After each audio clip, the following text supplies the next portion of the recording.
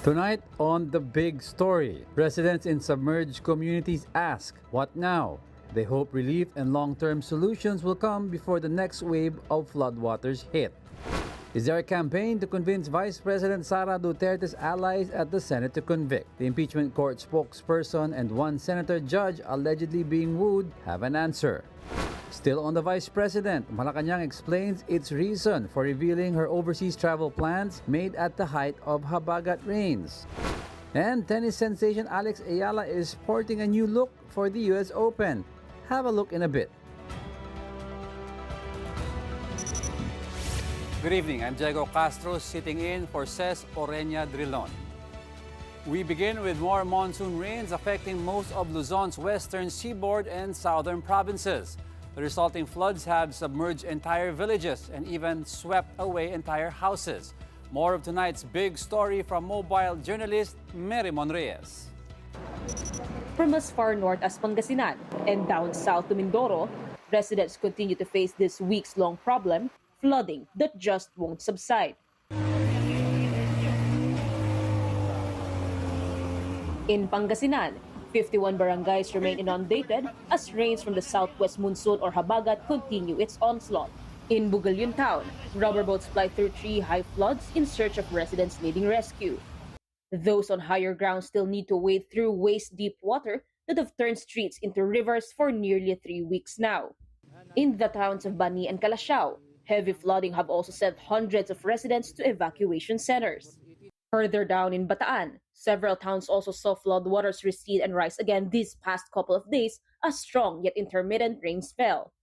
On Wednesday, August 19, red rainfall warnings were again raised over the province, submerging villages in waist-to-chest deep water. In Hermosa, residents again needed to be rescued after going back to their homes. This was the same situation in the town of Mariveles. In total, 16 out of 23 barangays in Hermosa remain flooded.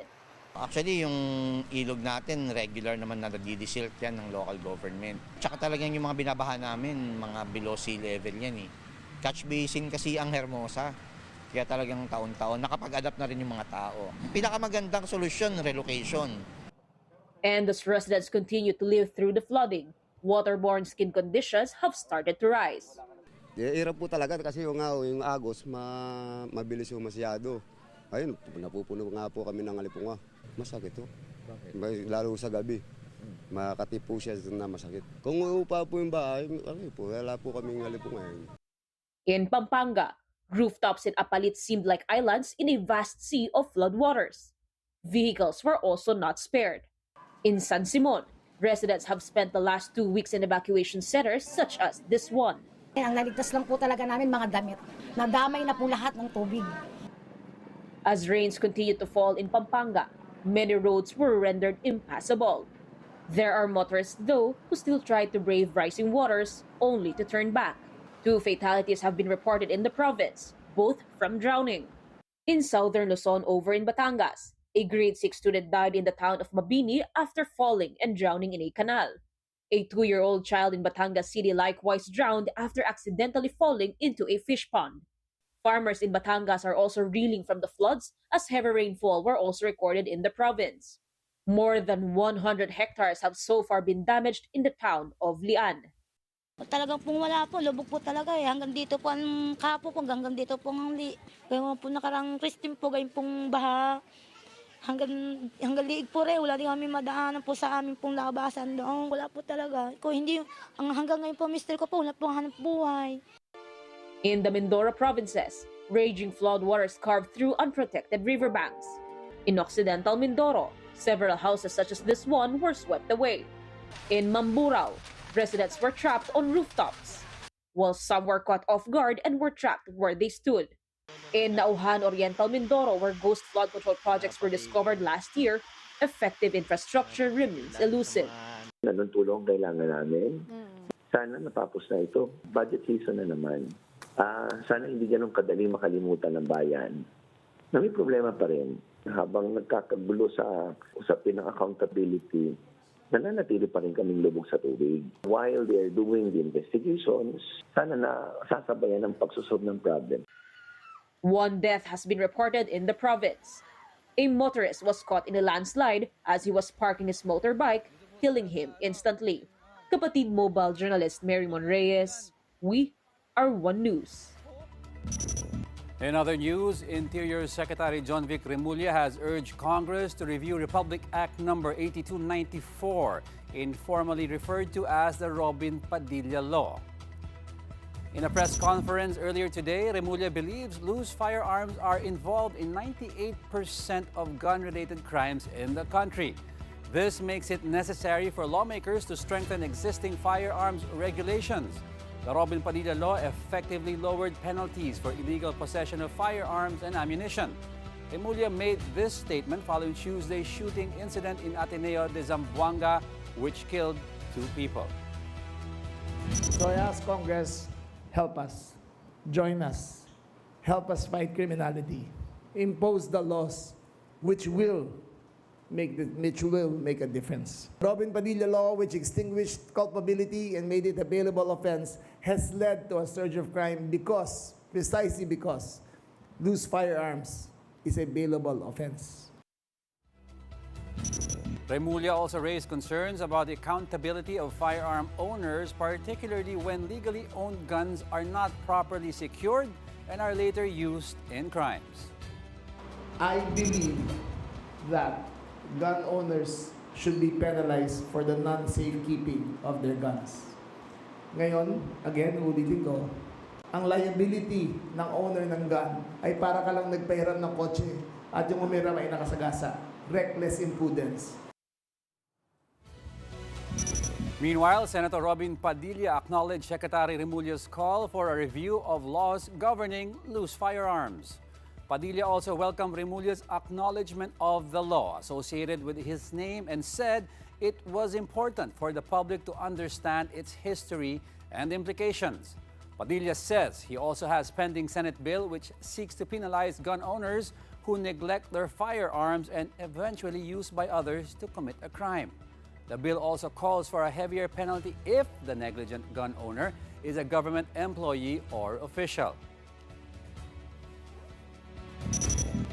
You are watching the big story on One News. In a bit, we speak to a medical doctor about common diseases during rainy season, such as what we're experiencing now. Learn about symptoms, management, and prevention when we return. Don't miss this very important conversation.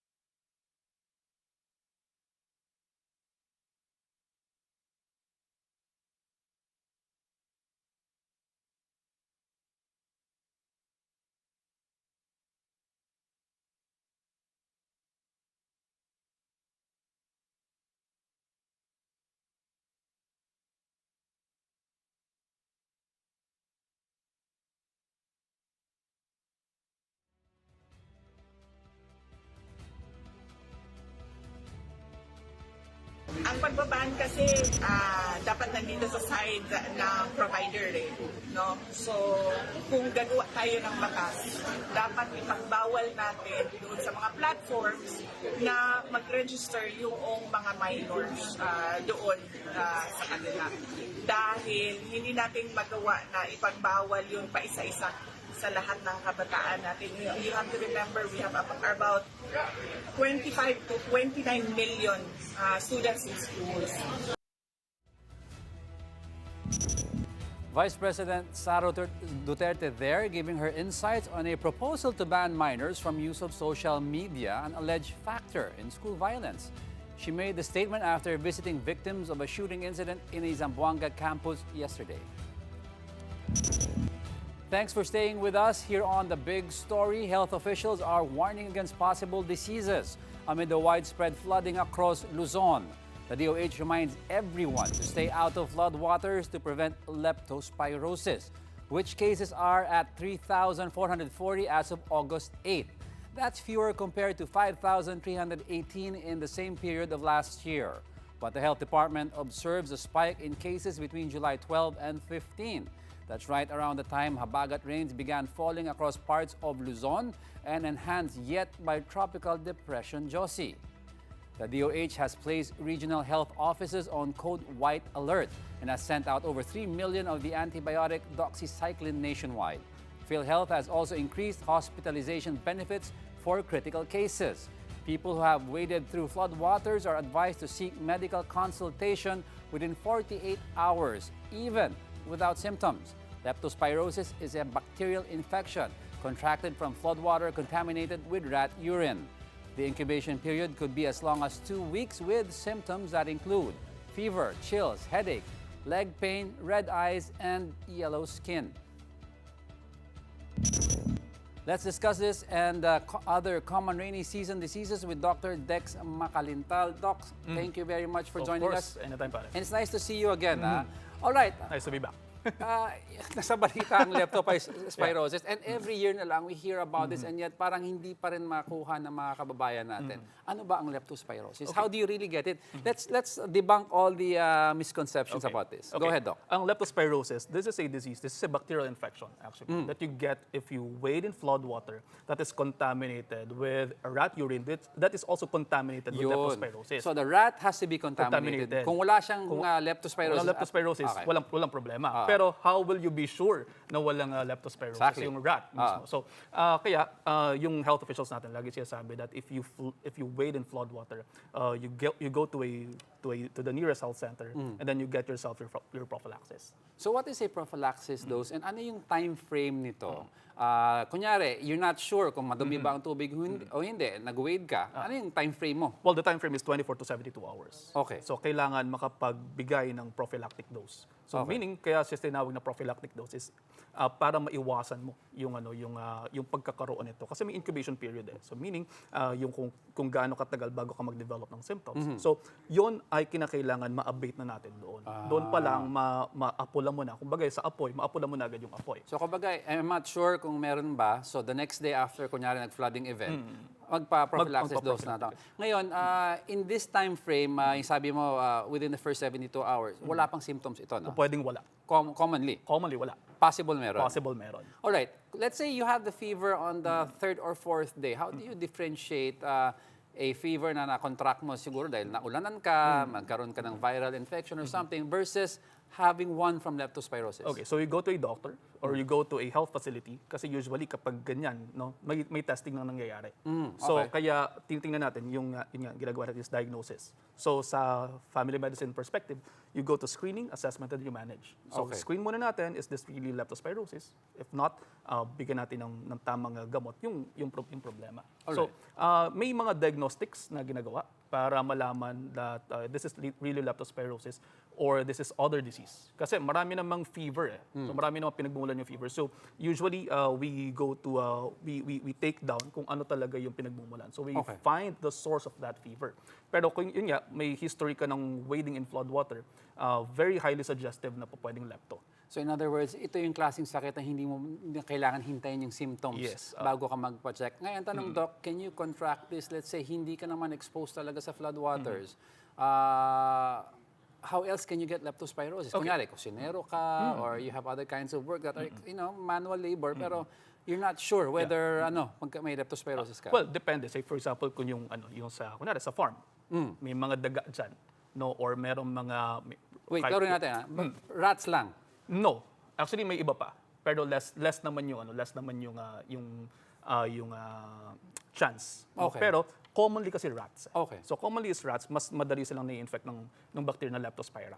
So yung Leptospira, pagka na-infect nila yung say for example, yung vector, yung rodent, pag infected din yung urine, no, pwede kayong magkaroon ng leptospirosis if you not only wade actually. Kunwari mainom mo yan, no, may mucosal breaks, no, pwede nga pag pumasok sa mata mo yan eh. Kaya yung mga kababayan natin, yung mga kapatid natin na nagsuswimming doon sa baha, no, so yung problema din yun eh. Kasi it's not only na hindi na murder yung paa mo sa pagpapapedicure, kung yung kamay mo, merong mga, di ba minsan may mga kapatid tayo na nagangat-ngat ng daliri nila. No, so kapag kami sugat-sugat yan, pwede rin. Yung mata natin, na-splash lang. Na-splash lang, no? And then, lalo na kung bagsak ang ating immune system. That's why kailangan ding maintindihan ng mga kapatid natin na it's not only leptospirosis. No, marami pa ring ibang sakit. So I call this we call this wild. No? Wild. What is wild? WILD. Waterborne diseases, influenza, and other like diseases, leptospirosis and dengue. So that's why we're starting off with leptospirosis. Let's talk about the worst case scenario sa leptospirosis. So, ano yung simptomas na aabangan mo dapat? Yan. So kapag yun nasabi natin kanina na yung leptospirosis, kailangan siya mabigyan ng gamot. Agad, no? Kung hindi kasi pwede itong magdulot ng tinatawag na whale syndrome o yung hepatorenal syndrome. Whale. Okay. WEIL. Okay. So ito, pagka nagkakaroon kasi ng hepatorenal syndrome, so ibig sabihin tinatamaan yung atay, tinatamaan yung bato. So nagkakaroon sila ng kidney failure. So ayaw natin nun. And liver failure, ayaw natin nun. So kapag ganon, no, medyo nagiging mahirap yung kaso. So that's why kinakailangan magpatingin agad sa doktor kung nagkakaroon symptoms, fever, chills o yung myalgia natin, and then yung paninilaw ng mata, paninilaw ng katawan, kinakailangan magpakita ng agad. So, even if you're immunocompromised, basta maagapan to, malaki ang chance. Malaki ang chance. Okay, you mentioned, since it's rainy season, let's talk about the others, no? Yeah. Ano isang nabanggit mo? So, wild yan. So, leptospirosis is the L, W is waterborne diseases. So, waterborne diseases, gastroenteritis problems. So, for example, yun, nagkakaroon ng pagdudumi or diarrhea, no? Kasi ang problema is flood water is not only just flood water, it's also sewage water. That's right, So, that's right. and then, yung mga problema dyan is, it goes to your tap water even. Meron pa rin tayong mga kababayan na tap water iniinom. Okay. So, problema is, if it's contaminated with lots of bacteria, pwedeng magdulot ito ng diarrhea. And diarrhea, vomiting, your gastroenteritis symptoms, pwedeng magdulot ng dehydration. At kapag ka-dehydrated yung tao, problema din. So, for example, Doc, sabi mo, tap water, di ba, nandun? So, for example, nababad ang isang town, isang city with flood for a number of days. And of course, yung mga kababayan natin, they get their drinking water sometimes from the faucet. Pinapakuluan nila. Kailangan pakuluan. Alright. Ang pagpapakulo, Okay dapat, yun. Okay naman yun. Pero pagpapakulo, dapat at least 10 minutes ng boiling. 10 minutes ng boiling. It's not that... Hindi, pag nag-boil, off nag-boil, na. Enough na. No. Yung boiling meaning, mayroong pagkakaiba ang boiling sa pag-simmer at sa paglalagay mo pa lang dyan. May mga kababayan tayo iniisip, okay, nilagay, kunyari ito yung takore, lagay mo dyan sila nagsisimula ng boiling. Dyan sila nagbibilang. No. Kapag maliliit pa, kapag ganyan, no, binoil mo yan, meron ka dyang kalan. Kapag gusto natin, sinabi natin na boiling in 10 minutes, meaning, lagay mo yan dyan, hindi pa yung simula ng bilang mo. Simula siya pag nagbubbles Pag nagbubbles na. But there are different bubbles. Kapag yung maliliit pa lang na bubbles, that's called simmering. Not yan. It's not yet the boiling. Kapag malalaki na yung bubbles, then pa lang nagsisimula yung boiling. Doon ka magbibilang ng 10 minuto. So 10 minutes. 10 minutes. Pero as much as possible, wag sanang tap water yung inumin ng mga kababayan natin sa ngayon. Yeah, so yun talaga eh. No? Alright, let's talk about another one. Influenza. Influenza. No? But influenza is also common pag hindi mabaha. Pag hindi mabaha. Kasi ang influenza is another viral infection. So problema kasi is pag bumababa yung temperatura, no, mas nabubuhay kasi itong mga viruses na to. At kapag ganyan, ang nangyayari, minsan immunocompromised ngayon yung mga pasyente, yung mga tao, mas madaling makakontract ng mga ganito klase ng sakit. So basically, viral infections. Ayan. So, but this happens. So, hindi totoo yung baka mahamugan ka, magkasakit ka. It's not that. It's just that na-associate lang yan because it happens when temperatures are low. And you're immunocompromised. Yes, and yung viruses kasi, nag-thrive sila sa mas mababang temperatura. And then the other one naman is dengue. Dengue. Of course, dengue. So alam naman natin na yung dengue kasi remember that the battle does not stop when the rain stops and the water recedes. Minsan may mga puddles, may mga stagnant waters pa rin tayo dyan. And kapag ganyan, pwedeng maging breeding grounds ito ng mga kitikite. So kapag naman dumami itong mga kitikite na to, pwede itong lalo yung Aedes aegypti mosquitoes. Yes. Pwedeng lalo na kung infected sila ng dengue. O if they have the dengue virus, pag nakagat ka niyan and mababa ng bahagya yung immune system mo, pwedeng hindi kayanin ng katawan mo yung dengue. And then magkaroon ng sakit. Alam mo ang problema, Doc, dengue has been around for a long time, hindi pa maintindihan ng kababayan natin. Sabi ng iba, nagka-dengue na ako twice, hindi na ako pwede tamaan. Mali yun, kasi there are 4 strains of dengue virus. 4 strains? Yes. So para ako, I had 3, so may isa pa ako. May isa pa. Pero but each strain is different from each strain unique. is different. Yeah, they are unique. They're unique. Pero hindi mo masasabi, okay, dengue 1, 2, 3 ba to? Hindi kasi siya, dengue 1, dengue 2, dengue 3, dengue 4. So linawin natin, if you get one kind of the strain, hindi mo na pwede ulit makuha yan. So you're down to 3 more. Ganun ba yun? You're down to 3 more. Pero yun nga, ang problema is you don't want to catch them all. So this is the time that you don't want to catch them all. Yung isa yung may hemorrhagic, di ba? Well, lahat sila. Pwede maging hemorrhagic. But others are more severe. Depende kung ano yung tatama sa'yo. Alright. At saka depende kung kamusta yung immune system mo when the time comes na tamaan ka. Pero yun nga, you don't want to catch them all. So hindi siya katulad ng gusto mong kolektahin. It's not a collectible, so you don't want to collect all the dengue. So Doc, ang dengue kasi, sometimes alam mo yung mga kababayan natin, also because yung hospital bills are really expensive, ayaw magpa-check hanggat hindi malala. Yeah. Sometimes sasabihin na lagnat lang to or ubo lang ito. How do I know or get worried? I have a fever pero oops, parang delikado na to eh. Okay, so if your fever, kasi ang problem sa dengue is the fever. So usually prodrome lang yan eh. Fever, and then nawala, 2, 3, 4 na araw nawala yung fever. And then nagkakaroon naman sila ng yung lysis of fever, maaari baba yung platelet. Pag baba ng platelet, nagdudugo. So for example, dumugo yung ilong, dumugo yung gilagid, nag-hemorrhage na yun. So usually, nangyayari dyan, pwedeng ginagawa ng iba, nagto-tourniquet test sila. So tourniquet, get a tourniquet, lagay nyo dito sa arm. Okay, so I have a fever, I'm worried about it, mag-tourniquet test ako. Pwede. Okay, and then so, ano titignan ko dito? Usually, nagkakaroon sila ng mga maliliit na dots. Yung may sinasabi na parang... Petechiae tawag doon. Okay. So, nagkakaroon kasi doon ng plasma leakage, kung tawagin. So, pwedeng naglileak yung plasma mo mismo. Pero, we don't want na umabot ka doon eh. So, when you get a fever, you go to a doctor. Yeah. No, when something feels funny sa katawan mo, you go to a doctor. Pero kinakabahan kasi yung kababayan natin, Doc, sabi na this is a viral infection and rarely, alam mo naman ang viral infection, technically you ride it out. Yeah. There are a few medicine out there that are antiviral, but none of them work for dengue? Yes, none of them works for dengue. So how do you fight dengue? Is it possible that may mga times ka nakikita na anyone could be at home fighting dengue, and when do you go to the hospital? You go to the hospital kapag nagkakaroon ng weakness. Lalo at kasakasama ng fever. Nagkakasama din niya minsan nga pagdudugo, no. So pumunta na agad kayo sa hospital kapag ganun. Pero if something feels funny sa katawan mo, no, kunwari ngayon mga season na to, nilalagnat ka, sumasakit lang yung katawan mo, if you feel you need help, you go to a doctor. Pag hindi mo na kaya. Lalo na pag hindi mo kaya. Pero kung sana huwag tayong umabot sa ganun eh. Diyan papasok din yung prevention.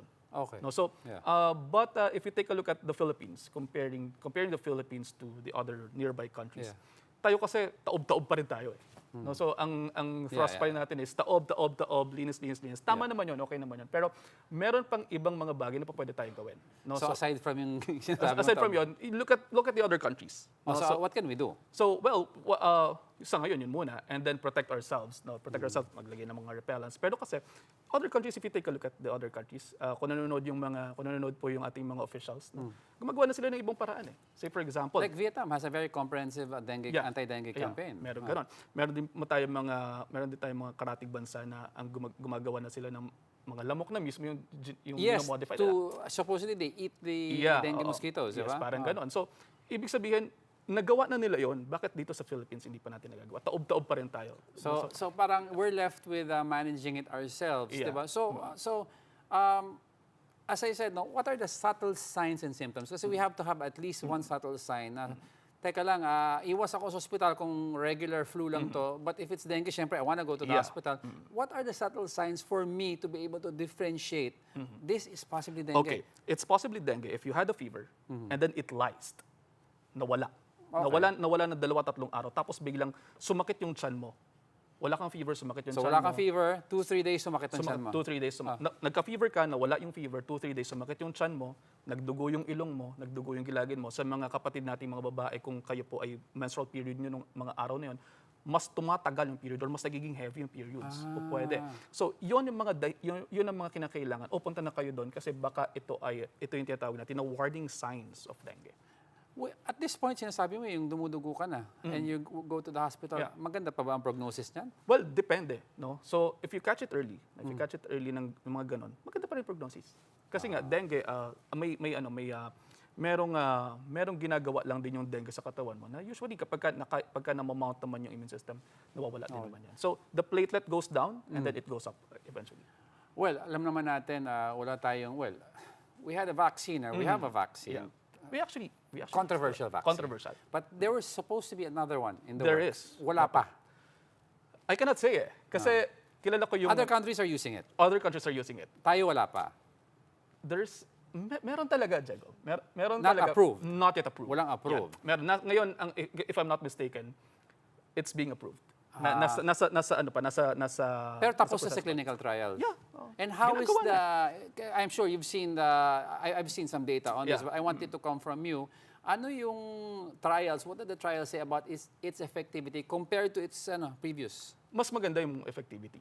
And lesser side effects. Lesser side effects. Okay. At saka, yun nga, ang kailangan kasi nating malaman is, ano ba yung indikasyon ng pag-vaccine? No? So, depende yun sa ano. I don't want to say it on national TV pa kasi wala pa yung mismong nakalagay. Yeah. Wala pa yung detalye. Yeah. But just to be safe, no? We want to make sure ano yung indication. And then, ano yung contraindication. And then, papaano mo siya ibibigay? Kanino mo siya dapat ibigay? Kanino mo siya dapat hindi ibigay? Kasi yung previous said na kailangan at least nagkaroon ka na ng Parang dengue ganon, before no? you have it. So you have to have a proof na okay, meron ka bang antibodies dito o wala ka pang antibodies dito. So magpapatest ka. So magpapatest ka. But this one, no, inaaral ngayon, no. So inaaral ngayon kung ano talaga mismo yung ano. Nag-iingat ka talaga. Yeah, nag-iingat talaga ako kasi inaaral ngayon sa infectious disease. Okay, kailan siya dapat ibigay? Ano yung What stage? What stage, no? At saka kailan siya dapat hindi ibigay. No, so nag-iingat po ako, pero nandyan yan. Nandyan sa paligid yan. Okay, we talked about leptospirosis, gastroenteritis, flu. What are the lesser known sicknesses I can catch during this rainy season? Well, lesser known na usually usually mga typhoid, mga ganyan. So usually fever, yan. So typhoid, ano yung mga symptoms ito? Same. Okay. Same lang naman. Pananakit ng tiyan, paglalagnat. Pero I don't have to worry about it. No naman. Kasi usually kapag nadala mo naman sa hospital, makukuha yan. But ang Usually, typhoid, you cough can get that on a regular day drinking dirty water, di ba? Kasi I remember when I was a kid, sabi ko, kainom sa fountain. Baka magka-typhoid, ganun ba? Yung tipos. Tama. Yung tipos. Oo, tama. So, typhoid is having a fever and stomach ache. Yeah, stomach ache yan. The usual constitutional signs and symptoms that you get when you get infections. Alright, we're talking about all of these sicknesses and naputol tayo sa what are the other things we can do to boost our immune system? Okay. Exercise. Kailangan Okay. yun. Lalo ngayon. That's a long-term That's thing. a long-term. May pondo ka na nun. May pondo ka dapat nun. You eat healthier. So, ibig sabihin, yan na naman. No? May mga alam ko, daming manonood dyan, strike 2 na yun. Exercise, eat healthier. Eat healthier. And then sleep. Pinakamahalaga tulog. Wala tayo. Parang wala tayo dun sa tatlo. Yun, wala tayo nun. May supplements ba? Supplements, vitamin C. No? Pero kasi pagka may sipon ka na, wala nang magagawa yung vitamin C to prevent the sipon kasi it's already there. Vitamin D is also needed. Lalo ngayon, wala masyado. So yun ang misconception ng iba. May sipon ako today, inuha ako 10 vitamin C. Walang ganun. Dapat pumondo na yung katawan mo because it acts as a fuel for your immune system, not as a cure for what you have. Yes, it's not a cure. Vitamin C is not a cure. for that test. So kinakailangan meron ka na talagang pondo ng vitamins. Ayan, so sabi nila, exercise, Eating healthier. What do you mean eating healthy? healthier. Define mo yon. Okay, define natin. No? Yung pinggang Pinoy, napakasimple nito. Half of your plate, fruits and vegetables. Pinggan Pinoy. Pinggang Pinoy. Okay.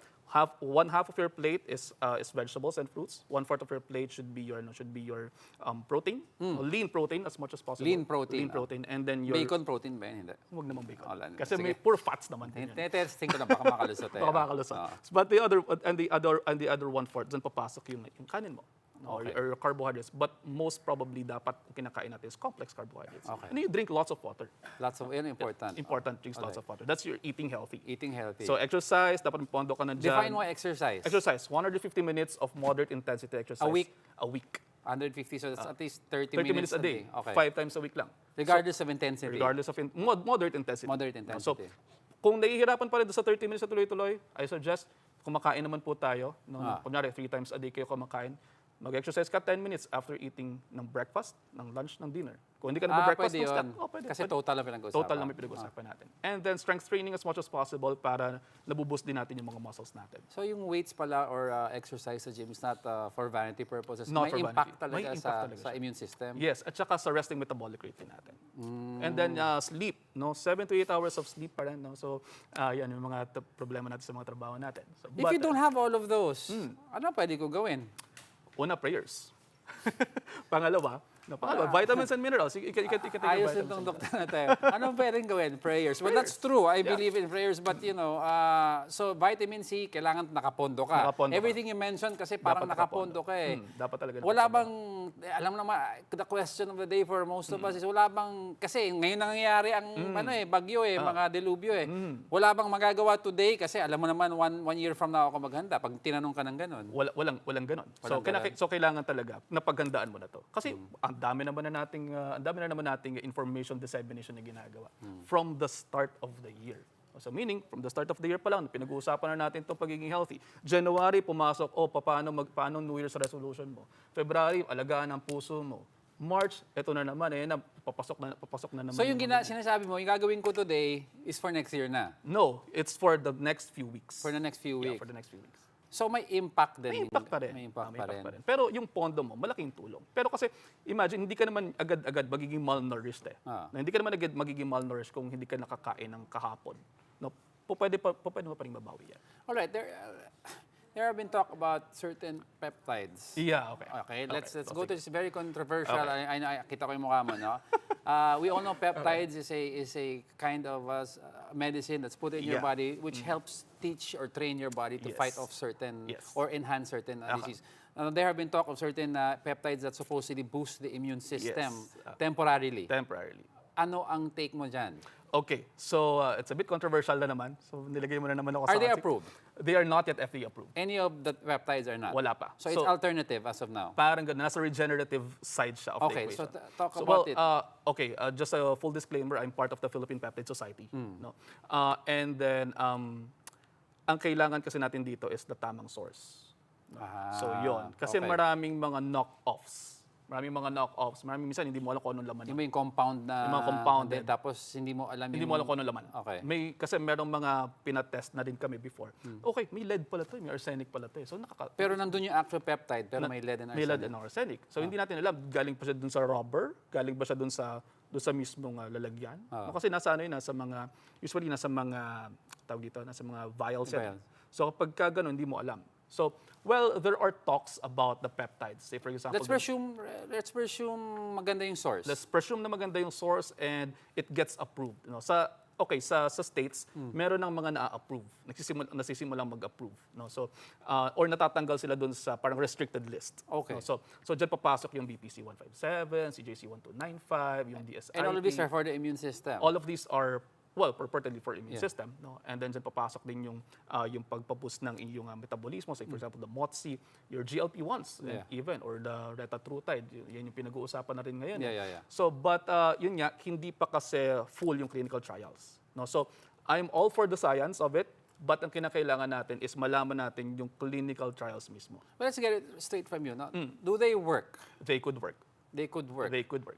Could yung ginamit ko. Ang could is presume na yung source mo is Yung source mo is tama, at saka tama yung administration, tama din yung dose, at saka ma-approve siya ng FDA. the reason why I ask you this is no matter how healthy you try to be, Yeah. sometimes there's something wrong with the wiring Yes. of your body and Absolutely. may hangganan ka and you want to maximize this. Yes. Oh. So with a combination of exercise, lahat ng sinabi mong gawin, eat healthy, plus that, Mas malaki yung fighting chance natin. mas malaki ang fighting chance. That's why we implore the authorities na sana mapakinggan yung clinical trials kung may ginagawa man para nang sa ganoon mas mabilis ma-approve at para nang sa ganoon ay magamit ng ating mga kababayan. Alright, we're talking about what to do for ourselves. Diba? Let's say, umuulan, I wanna avoid sickness. What can I do sa surroundings ko? Sa bahay ko, at the very least. Maglinis. That's it. That's as it. simple as that. As simple as that. And then, hanggat maaari, magpa-vaccine. No, say for example, your influenza vaccine, your pneumococcal vaccines, kasi malaki yung matutulong nito to reduce the burden. Kasi actually ang problema natin ngayon, social media, tingnan mo, ang daming anti-vax. No? Yeah. The problem with that is bumababa din yung herd immunity. No, so when we talk about herd immunity, meaning kasi nagkakaroon sana tayo ng protection if it's a community. Is that why nagkakaroon ng measles na rin sometimes? Yes. At isipin mo yung polio. We were this close in eradicating the polio. Tapos yun, meron na naman mga kaso. So meron na naman. Meron And polio is something you can get also from water, no? Yeah, yung mga viral pa rin to. Viral pa rin At saka to. yung, say for example, smallpox. No, meron na ring mga kasong na sinasabi din. So, ayaw natin na magkakaroon ng vaccine-preventable diseases as much as possible. Measles, even. No? Ang dami mga kababayan din natin nagkakaroon ng mga varicella infections, yung mga chickenpox na ayaw sana natin magkaroon. Kasi bababa yung immune system, lalo ngayon medyo malamig. So if I had at least a complete set of vaccines and something like this happens, may delubyo, I can be somewhat rest assured na may laban na may laban ka. Yun naman yung term dyan eh. At Yes, least may laban ka. Alright, I wanna ask you about a rumor lang going online na wala naman akong daga sa bahay, puro pusa ang alaga ko. Kasi kinakain ng pusa lahat ng daga. Yan ang term doon, kinain ng pusa yung daga. No? If a cat eats a rat na may leptospirosis and umiihi siya and natapakan mo yung wiwi mismo, pwede ka ba magkaroon ng lepto? Well, hindi ko masasabi kung meron talaga sung lepto. So, ang best is go to a doctor. Go to a doctor pa rin. And then, minsan, kung kailangan talaga, nagtigta-testing naman yan. Ayun. So, any other things you want to share about yung mga diseases na napansin mo na may lumalabas recently or dispel any rumors? Well, hindi po dapat ng left and right yung mga fake news na pinaniniwalaan. No? Cleanse your feeds, everyone, no? hanggat maaari, maniwala lamang po sa mga totoong sources of information. No? Pumunta kayo sa mga DOH websites natin, sa mga social media pages na verified for the right information. Kasi ang problema ay hindi po natatapos ang problema natin sa consultation. Natatapos ito sa bahay sana. Kasi dala-dala pa rin po ito sa bahay. Wala naman po mga Dr. Dex makalintal na maliliit na kasama sa inyong mga bahay. Wala namang mga DOH officials na kasama sa mga bahay. So, the best thing that we can do, get your information straight from your family physicians, from your internal medicine physicians, and your doctors. And ang kasabihan nga, an ounce of prevention is better than a pound of cure. All right. With that, thank you very much for enlightening us tonight, Dr. Dex Makalintal. It was a pleasure. Anytime. This is still the big story on One News. Coming up is the rest of this statement addressed to Vice President Sara Duterte. Dapat maging transparent din siya sa kanyang mga activities. Kompletong resibo, walang peke, walang ilyas.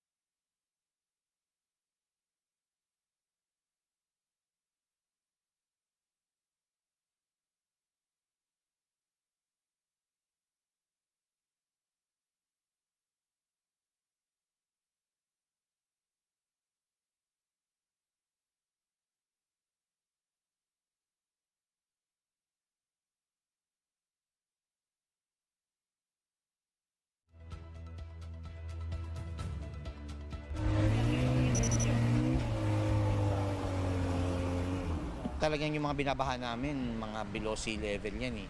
Catch basin kasi ang Hermosa. Kaya talagang taon-taon, nakapag-adapt na rin yung mga tao. Pinakamagandang solusyon, relocation. Anong tulong kailangan namin? Sana natapos na ito. Budget season na naman. Sana hindi ganun kadali makalimutan ng bayan na may problema pa rin habang nagkakagulo sa usapin ng accountability. Nananatili pa rin kaming lubog sa tubig. While they are doing the investigations, sana na sasabayan ng pagsusolve ng problem. President Bongbong Marcos visited the MMDA headquarters in Pasig City to meet with officials. That's to assess damage from weeks of heavy rains in Metro Manila. With the chief executive in the visit were Executive Secretary Ralph Recto, Public Works Secretary Vince Dizon, Interior Secretary John Vic Remulla, and Labor Secretary Francis Tolentino. MMDA officials reported about supposedly better anti-flooding solutions via replacement of post-World War II drainage infrastructure and pumping stations repair. The agency also said 30 areas in the National Capital Region have been identified as possible water detention facility locations. They include the golf course in Camp Aguinaldo, the baseball field in Rizal Memorial Sports Complex, Miriam College campus grounds, and inside the University of Santo Tomas, although this one is still subject to discussion. Construction will start next year with funding coming in the form of a loan from the Asian Infrastructure Investment Bank. The initiative is expected to be finished in a year and a half at most. We will continue to dredge. Hindi naman titigil yan. This is the effect of the work of the last 6-7 months. Nakita natin nakabawas kaagad. Kaya ipapagpatuloy natin ito and to make sure that we have solutions for the very short term, we have solutions for the medium term, and eventually we will have solutions for the longer term. In the meantime, Malacanang has announced alternative work and learning arrangements in Metro Manila and 17 other provinces. That's for tomorrow, Thursday, August 20, still because of the projected heavy rainfall. For unmentioned areas and the private sector, the palace says local chief executives have the discretion to suspend work or classes. Have a good look at the list.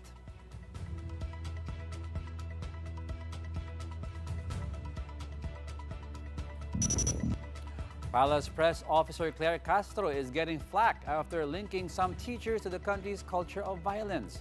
It's her response to the shooting incident that occurred at a Zamboanga school where 2 students have died. Here's what Castro said yesterday. Minsan na po natin nakita, mismo ang ibang mga guro ay lumalabag sa ganitong klase ng moralidad.